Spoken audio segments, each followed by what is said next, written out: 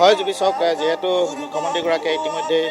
বিভিন্ন সভা সমিতিয়ে ঘোষণা কৰিছে যে ডিব্ৰুগড়ক ৰাজ্যৰ দ্বিতীয়খন ৰাজধানী হিচাপে পৰিণত কৰা হ'ব বা দ্বিতীয়খন ৰাজধানীলৈ ৰূপান্তৰিত কৰা হ'ব। যাৰ পৰিপ্ৰেক্ষিতত মুখ্যমন্ত্ৰীগৰাকীয়ে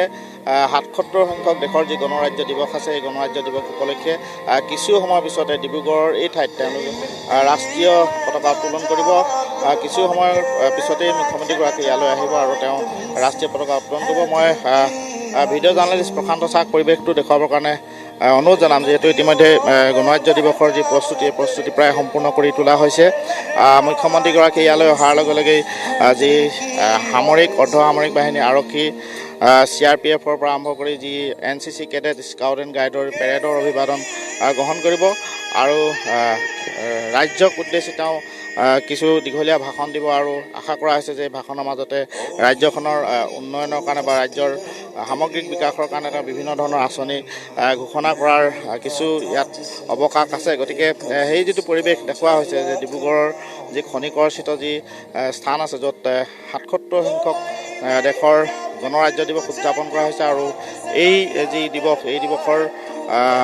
প্ৰাৰম্ভিক যি প্ৰস্তুতি সম্পূৰ্ণ কৰি তোলা হৈছে, কটকটীয়া নিৰাপত্তা ব্যৱস্থাও গঢ়ি তোলা হৈছে আৰু কিছু সময়ৰ পিছতে মুখ্যমন্ত্ৰীগৰাকী ইয়ালৈ আহিব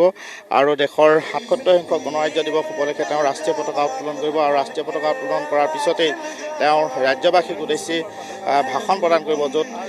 ভবা হৈছে যে বিভিন্ন ধৰণৰ আঁচনি তেওঁৰ ভাষণত আজি দেখিবলৈ পোৱা যাব বা শুনিবলৈ পোৱা যাব। গতিকে সকলোৱে আশা কৰিছে যে মুখ্যমন্ত্ৰীগৰাকীয়ে গণৰাজ্য দিৱস উপলক্ষে যি ভাষণ বা যি বক্তব্য ৰাখিব, এই বক্তব্যই ৰাজ্যখনৰ উন্নয়নৰ কাৰণে কেনেধৰণৰ এক বাৰ্তা কঢ়িয়াই আনিব, সেই তাক লৈ যথেষ্ট আশাবাদী হৈ আছে। ইয়ালৈ যিসকল লোক আহিছে, কিছু সময় আমি অপেক্ষা কৰিব লাগিব, যিহেতু প্ৰায় 9 বজাৰ লগে লগেই মুখ্যমন্ত্ৰীগৰাকী ইয়ালৈ আহি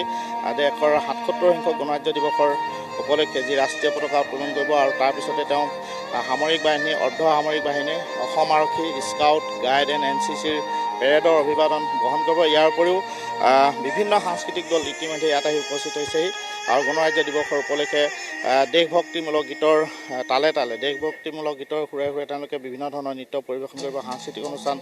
পৰিৱেশন কৰিব। সেই ঐতিহাসিক যিটো ক্ষণ, এই ক্ষণটোৰ কাৰণে আৰু কিছু সময় আমি অপেক্ষা কৰিব লাগিব। ইতিমধ্যে আমি জানিব পাৰিছোঁ যে 9 বজাৰ লগে লগে ৰাষ্ট্ৰীয় যি